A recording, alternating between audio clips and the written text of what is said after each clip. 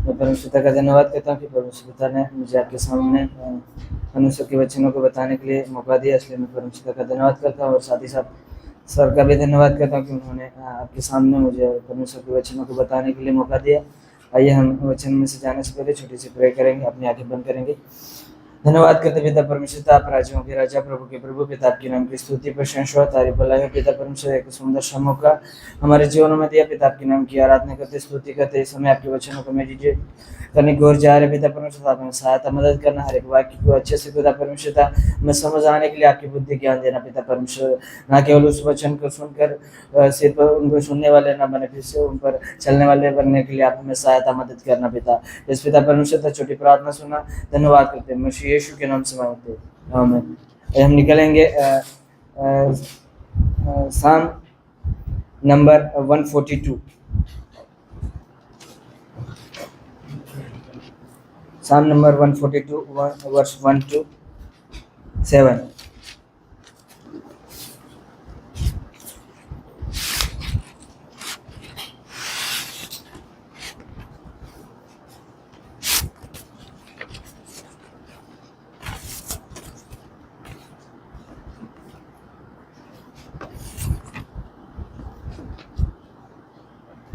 इसका मैं इस भजन संहिता का लेखक है, गीतकार है राजा दाऊद, जो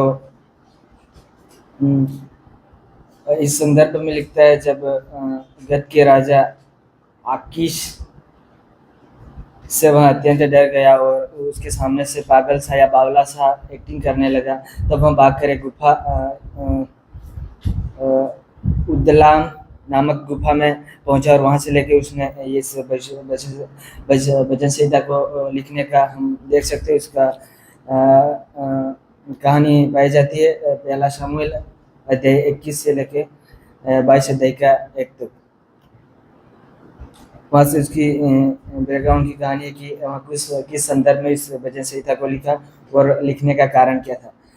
इस भजन संहिता को मैंने 2 भागों में छोटे ब्रीफ आउटलाइन में डिवाइड किया है। पहला है 1 से लेके 4 तक और दूसरा है 5 से लेके 7 तक। पहले हम पढ़ेंगे, मैं इंग्लिश में पढ़ना चाहूँगा। With my voice I cry out the Lord, with my voice I plead for mercy to the Lord. I pour of my complaint before him, I tell my trouble before him. When I spirit faint within me, you know my way. In the path where I walk, I have hidden a trap for me. Look to the right and see. There is none who takes notice for me. No refuge remains to me. No one cares for my soul. I cry to you, O Lord. I say, you are my refuge. You refuge, my portion in the land of the living. Attend to my cry, for I am brought very low. Deliver me from persecutor, for they are too strong for me. Bring me out of prison, that I may give thanks to you, thanks to your name. The righteous will surround me, for I will deal bountifully with me. इसका 4 भागों में, 2 भागों में हमने divide किया है। तो पहला है 1 से लेके 4 तक और दूसरा है 5 से लेके 7 तक। तो पहले में इस प्रकार से हम उसको देख सकते हैं कि शोक और संकट के समय में उदास होना, कि वह अपने सबसे पहले परमेश्वर के सामने वह उदासी को, अपनी संकट को अपनी व्याख्या करता है कि मैं कैसा हूँ, मैं तेरे सामने चिल्लाता हूँ, मैं अपनी पूरी दुहाई देता हूँ, ये करके देख सकते हो। दूसरा में 5 का 6 से लेकर 7 तक इन वचनों में हम देख सकते हैं परमेश्वर से प्रार्थना और दुहाई देना, मतलब परमेश्वर से प्रार्थना करना और दोहे देना, और लास्ट हम देख सकते हैं कि एक धन्यवाद की भी प्रार्थना हुआ करता है। तो हम सिर्फ यहाँ पे एक वचन का ही मेडिटेशन करेंगे और एक वचन को ही हम देखेंगे। पहले वचन को, with my voice I cry out to the Lord. यहाँ पे हम एक शब्द को पढ़ेंगे जो क्राई आउट का मतलब, क्राई जो शब्द है कहाँ से आया, क्राई शब्द का मतलब क्या होता है। मतलब हिंदी में एक हम देख सकते तो जोर से पुकारना, मदद के लिए पुकारना, या दर्द या तकलीफ से चिल्लाना। तो हिब्रू में उसका वर्ड है हिब्रू में उसका वर्ड है सायक। मीन्स इट सायक means to cry, to make an outcry. एक वर्ड है लेकिन उससे बहुत सारे एक अलग अलग एक संदर्भ में यूज किए जाने वाले वर्ड है। पहला है कल। कल का मीनिंग होता है इसका शायद हिब्रू वर्ड है QAL, कल। To cry out in distress और नीड, और to cry out for help, मतलब किसी सहायता के लिए चिल्लाना या कुछ अपनी भावना को व्यक्त करना। और दूसरा है निफाल, टू सनम्ड मीन्स बुलाना, मतलब अपनी जो कमी है उसको किसी के हमारे कमी को बताते हुए किसी को बुलाना। दूसरा है पील, टू काय अलाउड इन ग्रीफ, मतलब जोर जोर से चिल्लाना। एक दूसरा वर्ड है ग्रीक में पील। और दूसरा है हिफल, मतलब टू कॉल टुगेदर, मतलब एक साथ चिल्लाना। तो हमारा तो मैंने सबसे पहला वर्ड लिया है कल, जिसका मतलब होता है किसी to cry out in distress, मतलब किसी संकट या आवश्यकता में चिल्लाना। ये जो इससे हम इस वजन से ज़्यादा ये सीखते हैं कि एक वर्ड से कि वह ऐसे नहीं, लेकिन जो भजनकार लिखता है कि मैं आई क्राई आउट, मतलब अपनी एक संकट के समय में वह परमेश्वर से पुकार रहा है कि परमेश्वर मुझे इस संकट में मुझे आप सहायता करें, मदद करें। कि इससे हम समझ सकते हैं कि वह एक कैसी अवस्था में परमेश्वर के सामने चिल्ला रहा है। और हम दूसरा वर्ड देखेंगे, उसका रूट वर्ड देखेंगे। उसका रूट वर्ड है लैटिन भाषा का वर्ड से, जिसका नाम है क्वायरी तार। क्वायरी तार का मतलब है टू क्राई आउट इन प्रोटेंट, विरोध में चिल्लाना, मतलब हमने जो कुछ ज़रूरत है या उसके विरुद्ध हमको हमारे एक व्यक्ति को चिल्लाने का मतलब है। और दूसरा हम वर्ड देखेंगे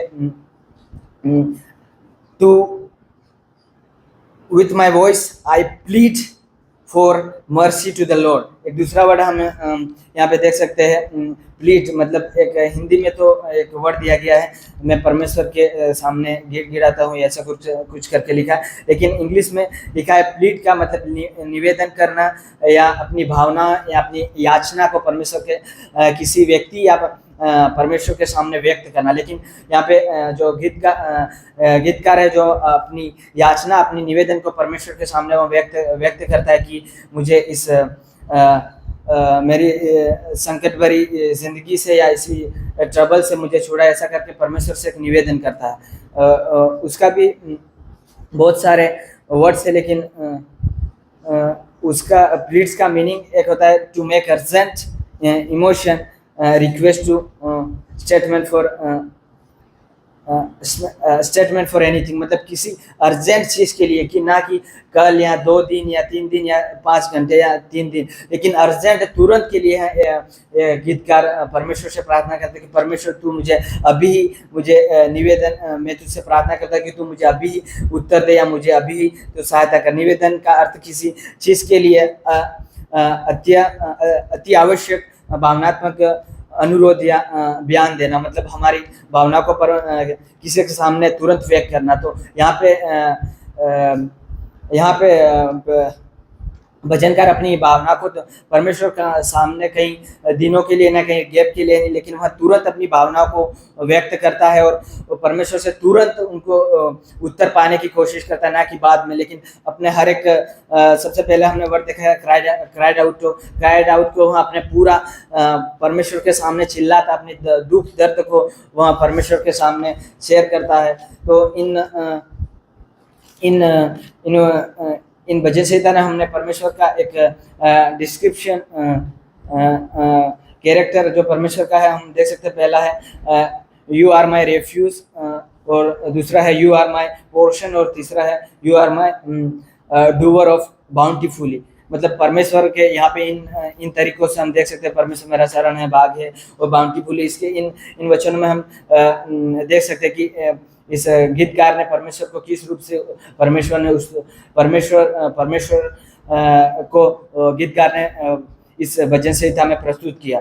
तो इससे हम इस पृष्ठभूमि से ये थोड़ी बात हम समझ सकते हैं कि वहाँ पे जब पृष्ठभूमि में ये बताया गया कि जब वह राजा के सामने गया, जब शायद उसको यदि वह एक बावला या एक पागल सा ना बनता तो शायद वह उसके सामने मारा जाता। लेकिन इस पृष्ठभूमि से हमें ये समझ पाते हैं कि जहाँ हमारी बुद्धि और हमारा ज्ञान यूज़ करना है वहाँ हमारा ज्ञान यूज़ करना होगा। ये अदरवाइज जहाँ हम जब हमारी बुद्धि की आवश्यकता होगी वहाँ हम परमेश्वर को बुलाएंगे, जो हमारे परमेश्वर की आवश्यकता होगी वहाँ बुद्धि को बुलाएंगे, तो हमारा काम नहीं बन सकता। जहाँ हम परमेश्वर को बुलाना होगा वहाँ हमें परमेश्वर को बुलाना होगा, और जहाँ हमें हमारी बुद्धि का इस्तेमाल करना होगा वहाँ हमें हमारी बुद्धि का इस्तेमाल करना। हम देख सकते हैं कि इस भजनकार ने इस राजा के सामने वह अपनी बुद्धि का चालाकीपन करके वहाँ उसके सामने से बच निकला। यदि वहाँ अपनी चालाकी का उपयोग नहीं करता तो शायद वह इस संसार में नहीं रहता, लेकिन वहाँ अपनी थोड़ी सी चालाकी को इस्तेमाल किया और वहाँ से बच निकला। और दूसरा देख सकते हैं हमारी आवश्यकताओं को परमेश्वर से साझा करना होगा, जिसे इस भजनकार ने किया कि अपनी आवश्यकताओं को हमें परमेश्वर के सामने साझा करना होगा। जब तक हमारी एक वागड़ी भाषा में एक कहावत है कि जब तक हम बोलेंगे नहीं तब तक बेर बिकेंगे नहीं। जब हमारे कुछ चीज़ है कि जब तक बेर है जब तक हम बोलेंगे तब तक बिके नहीं। वागड़ी में ऐसा कहावत है, जब तक हम बोलेंगे नहीं तब तक हमारा कुछ नहीं होगा। इसी प्रकार इस भजनकार के जीवन से हम सीखते थे कि उसने परमेश्वर के सामने अपनी बयान को दिया, अपनी आवश्यकता को बताया। उसी प्रकार हमें भी अपनी आवश्यकता को परमेश्वर के सामने साझा करना होगा। और दूसरा है जहाँ भजनकार अपनी बुद्धि की ज़रूरत थी वहाँ उसने की, मगर जहाँ अपनी बुद्धि की ज़रूरत नहीं थी वहाँ प्रार्थना से परमेश्वर से सहायता मांगी। दूसरा हम देख सकते हैं कि सबसे पहले तो राजा के सामने उसने अपनी बुद्धि का इस्तेमाल किया, लेकिन वही ही बुद्धि यदि परमेश्वर के सामने जब वह गुफा में था तो वहाँ गुफा में क्या कर सकता था। इसलिए गुफा से निकलने के लिए उस संकट की बीमारी से या संकट में से निकलने के लिए उसने प्रार्थना का उपयोग किया जो उसके जीवन में था। लेकिन यदि वहाँ ही वो अपनी बुद्धि का इस्तेमाल करता तो शायद वहाँ नहीं निकल पाता, या उसके संकट में जो उसके जीवन में जो कुछ संकट थी उससे उसको दिलासा या शांति नहीं मिलती। तो इन छोटे से भजन से हमें ये सीखे कि सबसे पहले जहाँ हमारी बुद्धि को उपयोग करना है वहाँ हमारी बुद्धि को उपयोग करना है। जहाँ परमेश्वर की आज्ञाओं को, जो परमेश्वर की हर एक जो नियम दिए जो वहाँ हमें परमेश्वर का नियम को उपयोग करना होगा। इन वचनों से आप सभी को परमेश्वर आशीष दे। आमीन।